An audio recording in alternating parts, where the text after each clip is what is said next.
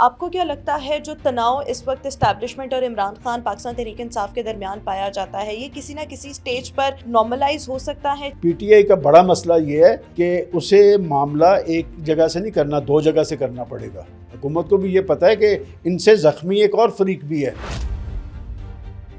پاکستان کے اندر شاید سیاسی استحکام آ سکے، دونوں کو اپنے طرز عمل پہ نظر ثانی کرنی پڑے گی۔ کبھی ایک دفعہ پاکستان کو آگے رکھ کے دیکھیں۔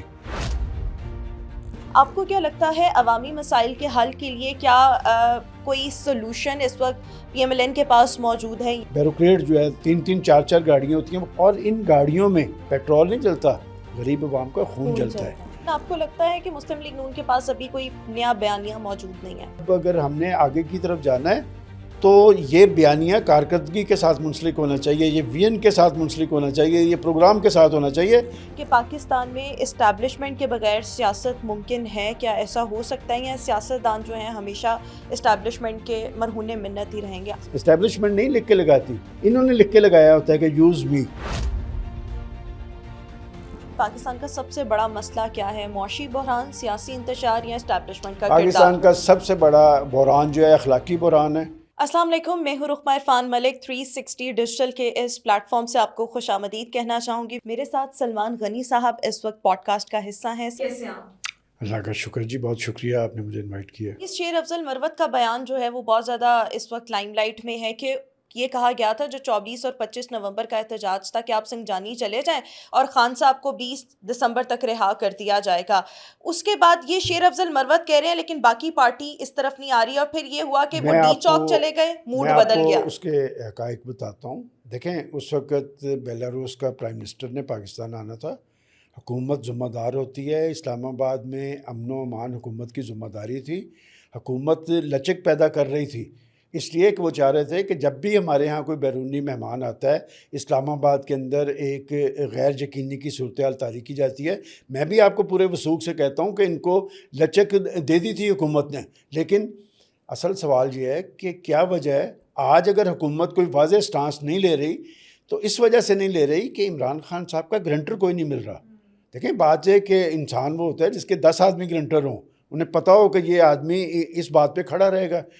24 نومبر کے احتجاج میں ایک معاہدہ ہوا، پاکستان کے وزیر داخلہ تھے، اس میں محسن نقوی صاحب تھے، ان کی پارٹی تھی جو یہ اون کرتے ہیں دونوں پارٹیز، کہ جی معاہدہ ہوا کہ سنجانی کے مقام پہ یہ وہاں پر اپنا دھرنا احتجاج کریں گے، اسلام آباد کے اندر خاص طور پر ڈی چوک پہ ایسی کیفیت طاری نہیں کریں گے۔ میں آپ سے پوچھتا ہوں پھر کون سا مائنڈ سیٹ تھا جس نے ان کو ہلا شیری دی کہ نہیں آپ نے چڑھائی کرنی ہے؟ دیکھیں، یہ جو چڑھائی جتنی تیزی سے کی ہے اتنی تیزی سے پسپائی بھی ہوئی ہے۔ کیا وجہ ہوئی؟ یہ کون سے عناصر ہیں اس وقت پاکستان تحریک انصاف کے اندر، یا یہ کن کے ایما پر اتنا جو ہے وہ؟ میں آپ کو جو بات میں سمجھ رہا ہوں کہ اگر بیرسٹر گوہر یہ بات کر رہے ہیں، اگر شیر افضل مروت یہ بات کر رہے ہیں، اگر علی ظفر یہ بات کر رہے ہیں، اگر اسد کیسر یہ بات کر رہے ہیں، یہی لوگ تھے نا جنہوں نے مذاکرات کیے تھے، ان کو سمجھ آ رہی ہے کہ ان دھرنوں اور لانگ مارچز کے ذریعے حکومت کو گرایا اور ہٹایا نہیں جا سکتا۔ یہ بات انہوں نے سبق پڑھ لی ہے۔ اور میں بھی آپ کو یہ بات بتا رہا ہوں کہ یہ جو احتجاج ہوتا ہے، احتجاجی عمل ہوتا ہے، دھرنے ہوتے ہیں، اس سے آپ حکومت کو دباؤ میں تو لا سکتے ہیں، حکومت کو گرا نہیں سکتے۔ تو انہیں اب سمجھ لگ گئی ہے کہ ہم نے سب کچھ کر کے دیکھ لیا ہے کہ وہ جو احتجاج کا بخار چڑھا تھا وہ ٹوٹ چکا ہے۔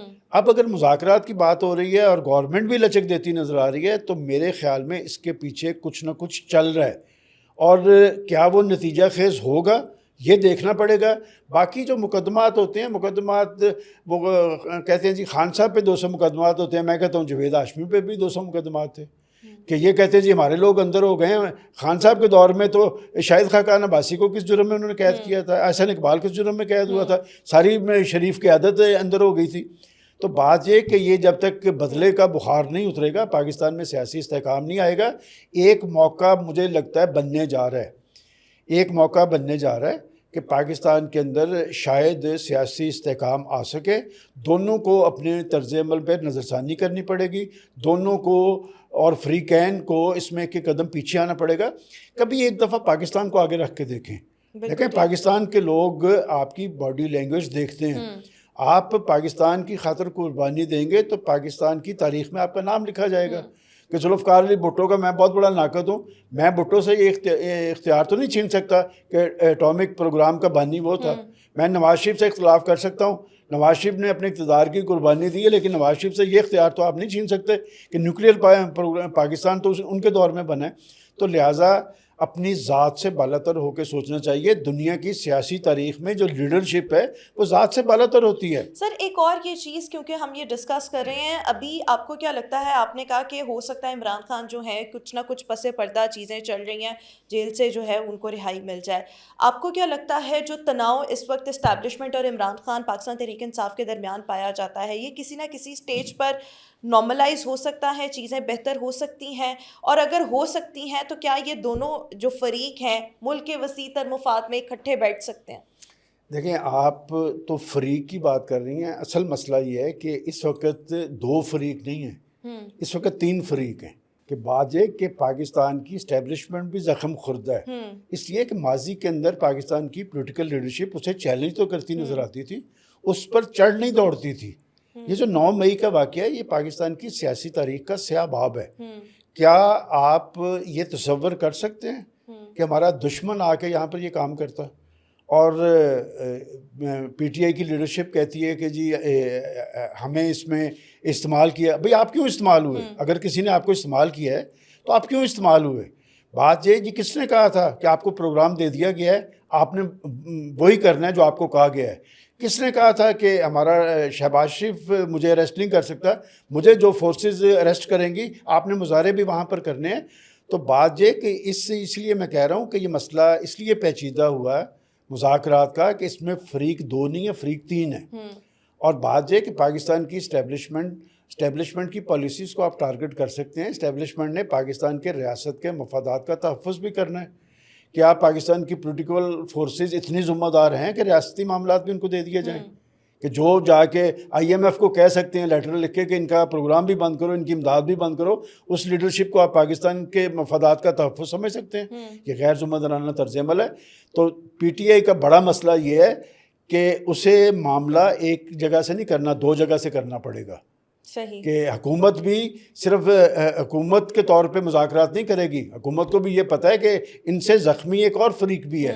لہٰذا یہ مل جل کے، اور میں نے اس لیے کہا کہ ایک ایک قدم سب کو پیچھے آنا پڑے گا، پاکستان کو آگے رکھنا پڑے گا. اور اگر آپ ایک ایک قدم پیچھے رکھ پائیں گے تو پاکستان آگے کی طرف چل پڑے گا. میں دنیا کے مختلف ممالک میں گیا ہوں، مجھے پچھلے دنوں چائنا جانے کا اتفاق ہوا ہے. ہمارا ایک وفد تھا صحافیوں کا لاہور کے، اور ہم نے وہاں جا کے دیکھا ہے. دیکھیں، میں آپ کو ایک چیز بتا سکتا ہوں کہ چائنا کے اندر ہر شخص کو اپنا کام کرتے دیکھا ہے. ہماری بدقسمتی یہ ہے کہ یہاں پر ہر شخص دوسرے کا کام کر رہا ہوتا ہے. اور آئین پاکستان آپ کے پاس موجود ہے، آئین پاکستان کے اندر سب کی حدود اور قیود طے ہیں. تو اس میرا خیال نسخہ کیمیا وہ ہے، اگر ہم اس کے نسخہ کیمیا کی طرف بڑھ پائیں تو پاکستان کے اندر قدرت نے اتنی صلاحیت رکھی ہوئی ہے کہ ہم اپنے پاؤں پہ کھڑا بھی ہو سکتے ہیں، ہم آگے کی طرف بھی چل سکتے ہیں، اور ہمارا وقار بھی دنیا میں بحال ہو سکتا ہے. اچھا سر، ایک اور یہ چیز کہ جس طرح سے آپ نے کہا کہ مہنگائی حکومت دعویٰ کرتی ہے کم ہوتی نظر آ رہی ہے، لیکن ایک عام آدمی مہنگائی سے متاثر ہے. بہت سے اقدامات اس وقت حکومت کے ایسے ہیں جس سے ہم سب عدم اطمینان کا شکار ہوئے ہیں. آپ کو کیا لگتا ہے عوامی مسائل کے حل کے لیے کیا کوئی سلوشن اس وقت پی ایم ایل این کے پاس موجود ہے، یا کوئی پارٹی کے پاس نیا بیانیہ موجود ہے؟ آپ نے خریداری خود کرتی ہیں؟ جی سر، گروسری ہم آپ along with my کو mother. کوئی کمی نظر آئی ہے؟ نہیں نظر آئی. بس ٹھیک ہے نا. دیکھیں، بات یہ کہ آپ نے کہا کہ کسی کے پاس یہ فارمولہ موجود ہے. دیکھیں، اس طرح کی کیفیت میں مافیاز جو ہیں وہ اپنے مفادات کا تحفظ کرتے ہیں، وہ اپنا کھیل کھیلتے ہیں کہ ایک چیز اکاڑا سے 40 روپے پر کلو چلتی ہے، وہ لاہور میں آ کے 150 روپے کیسے ہو جاتی ہے؟ اس کا مطلب درمیانہ جو آدمی ہے وہ کما رہا ہے، مڈل مین جو ہے وہ کما رہا ہے. یہ منافع خور، ذخیرہ اندوز اور مافیاز کون ہیں سب کو پتہ ہے. یہ آپ کی ساری انتظامی مشینری کو پتہ ہے. یہ اپنا کھیل کھیلتے ہیں. یہ ٹیکس نہیں دیتے، یہ اربوں خربوں کے مالک بن جاتے ہیں. ٹیکس آپ کو اور مجھے دینا پڑتا ہے، اور وہ ہم بھی اس لیے مجبوراً دیتے ہیں، ہماری سیلری میں سے کٹ جاتا ہے. جب تک پاکستان کے معاملات میں سب لوگ اپنے برابر کا حصہ نہیں ڈالیں گے، ہم آگے کی طرف نہیں چل پائیں گے. یہ پاکستان کے سمراج جنہوں نے سمیٹے ہیں وہ ٹیکس کیوں نہیں دیتے؟ بات یہ کہ آپ جیسے میں نے آپ کو مثال دیا یو این ڈی پی کی، کہ آپ جب پاکستانیت کی بات مطلب پرائم منسٹر شہباز شریف صاحب کو میں سمجھتا ہوں کہ اس شخص میں بہت ساری صلاحیتیں موجود ہیں، وہ اپنے ٹارگٹ اچیو کرنا جانتا ہے۔ میرا آپ سے یہ سوال ہے کہ وہ 8 فروری کے انتخابات کے بعد انہوں نے کفایت شعاری کی ایک مہم شروع کی۔ انہوں نے کہا جی کہ اب پاکستان کے عوام پہ لوڈ نہیں ڈالنا، پاکستان کی شافیہ پہ لوڈ پڑے گا۔ مجھے نہیں نظر آتا کہ وہ لوڈ پڑے گا، اس لیے کہ ناصر محمود کھوسا جیسا ایک کریڈیبل شخص اس نے ان کو قابل عمل تجاویز بنا کے دیں کہ جی یہ عیاشیاں بند ہونی چاہیے۔ اور مجھے یاد پڑتا ہے کہ یہ صرف ناصر محمود کھوسا نہیں، 10 اداروں کے لوگ ساتھ بیٹھے تھے اور انہوں نے جو تجاویز دی ان پہ عمل درآمد نہیں ہوا۔ مثلا میں شہباز شریف صاحب جب چیف منسٹر پنجاب بنے تھے، مجھے اچھی طرح یاد ہے، انہوں نے ایک اعلان کیا کہ جی پاکستان کی بیوروکریسی اور اراکین اسمبلی اور حکومتی ذمہ داران ایک گاڑی سے زیادہ گاڑیاں استعمال نہیں کریں گے۔ آج تک اس پہ عمل درآمد نہیں ہوا، ہمیشہ وہ کہتے نظر آتے ہیں۔ ایک بیوروکریٹ جو ہے 3 4 گاڑیاں ہوتی ہیں، وہ کیسے ہوتی ہیں؟ ایک ان کے اپنے منصب کی گاڑی، ایک اپنے تابع فرمان جو ہوتے ہیں نیچے ادارے ان کے وہاں سے ایک گاڑی ملتی ہے، اور ان گاڑیوں میں پیٹرول نہیں جلتا، غریب عوام کا خون جلتا ہے۔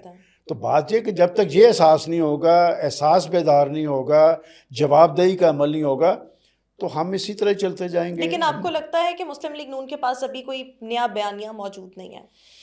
دیکھیں، آپ جب بیانیے کی بات کرتے ہیں، یہ بھی ایک لفظ ایسا آیا ہے کہ ان کے پاس سے جب یہ ووٹ کو عزت دو کی بات کر رہے تھے، سیم اس پوزیشن پہ نواز شریف صاحب کھڑے تھے۔ اصل میں ہمارا نا جو حافظہ ہے وہ دیر پا نہیں ہے، ہم لوگ کچھ باتیں، یہ میں آج سے 3 4 سال پہلے کی بات کرتا ہوں، نواز شریف کی ٹکٹ بکتی تھی، اور یہ میں نہیں کہہ رہا، یہ پیپلز پارٹی کے لوگوں نے کہا تھا جا کے، جب مریم نواز صاحبہ سے یوسف رضا گیلانی صاحب نے فون کروائے تھے اپنی سینٹ کی ٹکٹ کے لیے، تو اس وقت ان کی ٹکٹ بکتی تھی، اس لیے کہ وہ ووٹ کو عزت کی بات کر رہے تھے۔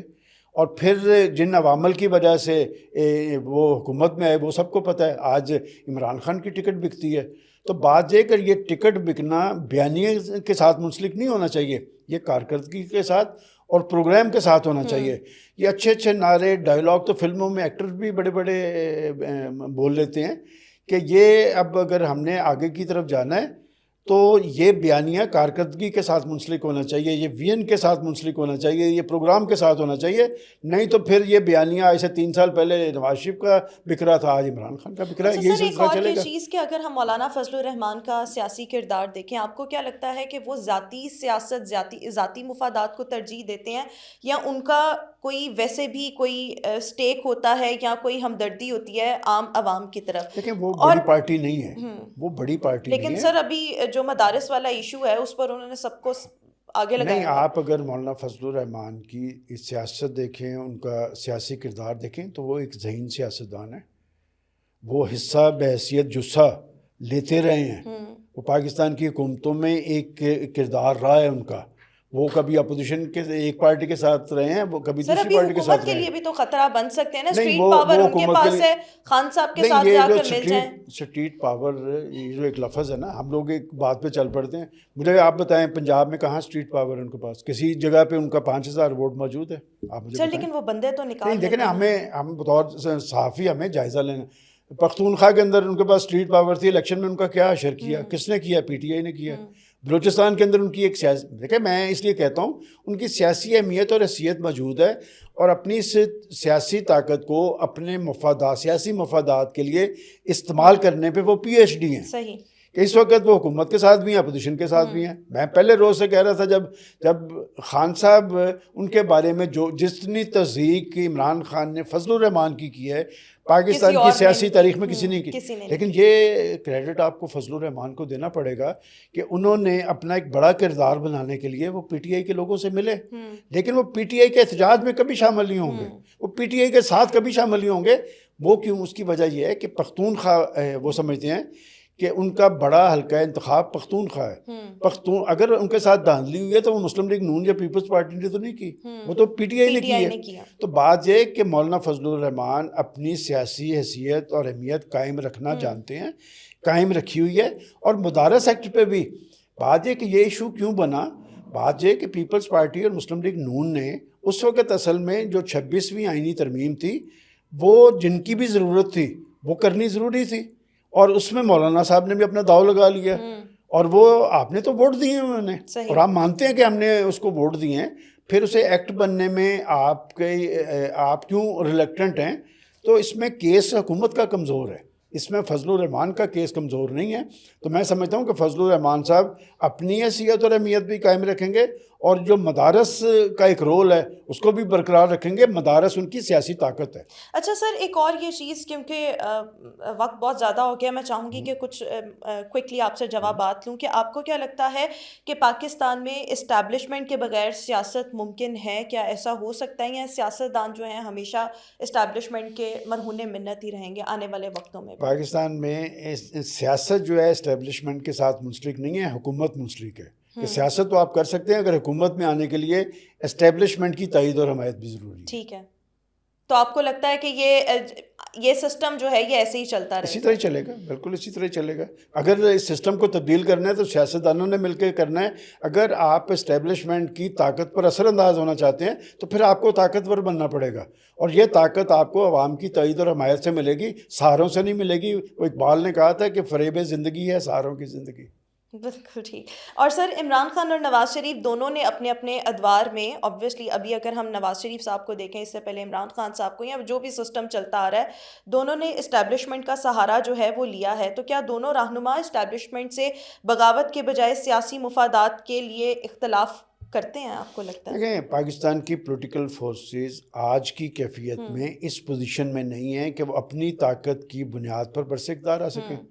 تو اسٹیبلشمنٹ کا سہارا تب لینا پڑتا ہے. اسٹیبلشمنٹ ان کے پاس نہیں جاتی، جب انہوں نے حکومتیں بنانی ہیں. انہوں نے لکھ کے لگایا ہوتا ہے کہ یوز می. اسٹیبلشمنٹ نہیں لکھ کے لگاتی.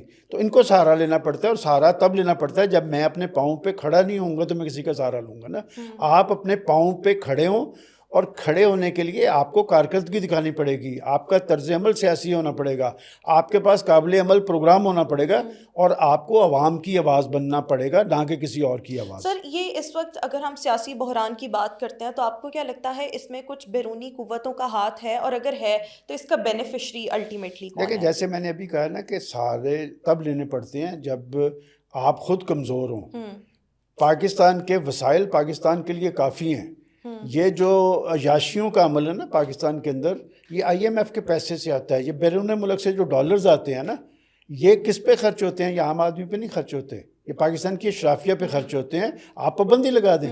بات یہ کہ پاکستان کا خزانہ تو کنگال ہے، لیکن پاکستان کی اشرافیہ خوشحال ہے، لوگ بدحال ہیں. تو ایسے نہیں ہوتا، یہ کنٹراڈکشنز ہیں. پاکستان کے اندر پوٹینشیل موجود ہے. پاکستان کا حکمران ٹولہ اور پاکستان کی اشرافیہ، انہوں نے خوب لوٹا ہے. میں آپ سے یہ پوچھتا ہوں کہ آپ کی حالات پہ نظر ہے نا، کہ میں چند سال پہلے کی بات نہیں کرتا، چند ماہ پہلے کی بات کر رہا ہوں کہ پاکستان کی پولیٹیکل پارٹیز نے لوگوں کو کہا تھا جو بجلی کے بلوں کے متاثرین تھے کہ ہم آپ کو فری 200 یونٹ دیں گے، 300 یونٹ دیں گے. کسی کو ملا؟ نہیں ملا. انہوں نے کہا تھا کہ ہم اپنی عیاشیاں بند کریں گے، نئی ٹرانسپورٹ نہیں لیں گے. وفاقی وزراء، پنجاب کے وزراء، یہ پنجاب کی اراکین اسمبلی کی کئی 100 گنا تنخواہوں میں اضافہ ہوا ہے. تو ان کو عام آدمی کی خبر نہیں ہے. یہ وہ عوامل ہیں جس کی وجہ سے یہ کمزور ہوتے ہیں. کہتے کچھ اور ہیں، کرتے کچھ اور ہیں. فیڈرل منسٹرز کو بھی نئی گاڑیاں ملی ہیں، پروونشل منسٹرز کو بھی نئی گاڑیاں ملی ہیں. گاڑیوں کی بھرمار ہے، عیاشیاں اسی طرح جاری ہیں. اور پھر میں یہی کہہ سکتا ہوں کہ آپ کے کال و فیل کے تضاد نے پاکستان کو اس بحرانی اور ہیجانی کیفیت میں مبتلا کر رکھا ہے. سر، ایک آخری سوال کہ اس وقت آپ کو کیا لگتا ہے پاکستان کا سب سے بڑا مسئلہ کیا ہے؟ معاشی بحران، سیاسی انتشار، یا اسٹیبلشمنٹ کا کردار؟ پاکستان کا سب سے بڑا بحران جو ہے اخلاقی بحران ہے. ہم جھوٹ بولتے ہیں، کہتے کچھ ہے، کرتے کچھ اور ہیں. اور دوسری بات اگر بحران ہے وہ لیڈرشپ کا بحران ہے. آپ ایک لیڈرشپ ایسی پیدا کر دیں کہ جس کے دل میں پاکستانیت بھی ہو، پاکستان کا جذبہ بھی ہو، جو لوگوں کی آواز بننا بھی جانتا ہو، سارے مسئلے حل ہو جائیں گے. پاکستان کو کسی بیرونی مدد کی ضرورت نہیں ہے. پاکستان قدرتی وسائل سے مالا مال ملک ہے. پاکستان کے اندر 12 موسم ہیں. پاکستان نیوکلیئر پاکستان ہے. لیکن ہم سارے مسائل کا جو وجہ ہیں ہم خود ہیں، کوئی بیرونی نہیں. بیرونی طاقتیں پاکستان پہ اثر انداز نہیں ہو سکتی. اصل میں ہمارے اندر ایسے لوگ موجود ہیں جو غلام ہیں، وہ ان فورسز کے غلام ہیں. چاہیے تو یہ ہے کہ ہم پاکستانی پرچم، وہ کہتے ہیں نا کہ اس پرچم کے سائے تلے ہم ایک ہیں. دراصل پاکستان کی اشرافیہ اس پرچم کے سائے تلے ایک ہے، جن کے مفادات باہر ہوں، جن کی جائیدادیں باہر ہوں، جن کی اولادیں باہر ہوں، ان سے ہم توقع لگا کے بیٹھے ہوتے ہیں کہ وہ پاکستان کی اور پاکستان کے عوام کی تقدیر بدل دیں گے. یہی سب سے بڑا المیہ ہے. بالکل ٹھیک ہو گیا. بہت شکریہ سلمان غنی صاحب ہمارے ساتھ موجود تھے. ویورز آج کے اس پوڈ کاسٹ سے اتنا ہی. اپنا فیڈ بیک ضرور دیجیے گا، کامنٹ سیکشن میں اپنی رائے سے ضرور آگاہ کیجیے گا. مجھے دیجیے اجازت. اللہ حافظ.